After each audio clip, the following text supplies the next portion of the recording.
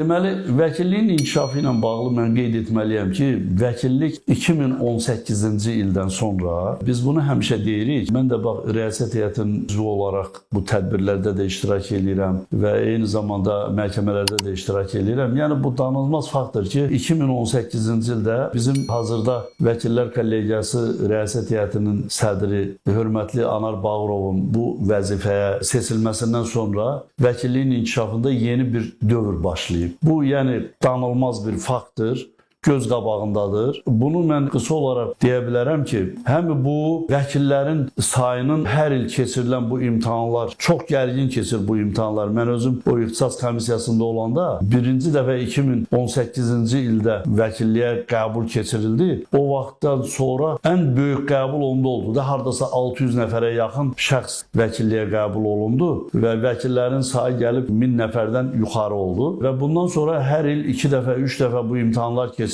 Vəkillərin sayı artdı.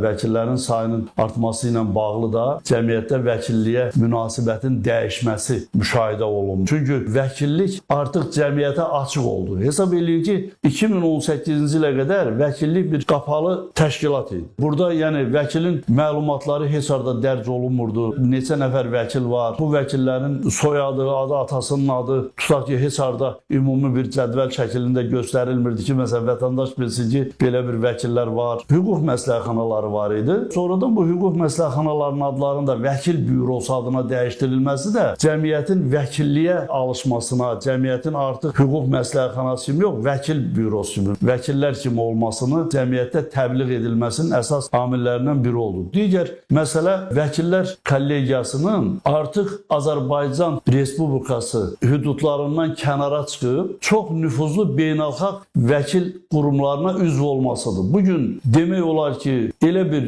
beynəlxalq vəkil qurumu yoxdur ki, Azərbaycan Vəkillər Kollegiyası o qurumun üzvü olmasın. Orada bizim nümayəndələr iştirak eləməsin. Və bunun özü göstərir ki, vəkillik bugün də inkişaf edir və eyni zamanda vəkilliyin təşkil etdiyi tədbirlər, Vəkillər Kollegiyası sədrinin təşəbbüsü ilə bu son dövrlərdə müxtəlif nazirliklərlə memorandumların imzalanması, müxtəlif görüşlərin keçirilməsi, Azərbaycan Respublikası Ali Məhkəməsinin rəhbərliyi dəyişdikdən sonra Ali Məhkəmə sədrinin birinci qəbul etdiyi qurumlardan biri Vəkillər Kollegiyasının üzvləri oldu. Yəni orada vəkilliklə məhkəmələr arasında məsələlərlə bağlı orada müzakirələr aparıldı. Vəkillər Kollegiyasının təşəbbüsü ilə keçirilən beynəlxalq tədbirlər. Eyni zamanda beynəlxalq tədbirlərdə Vəkillər Kollegiyasının nümayəndələrinin iştirak etməsi, ora dəvət alınması, bunlar artıq öz özlüyünü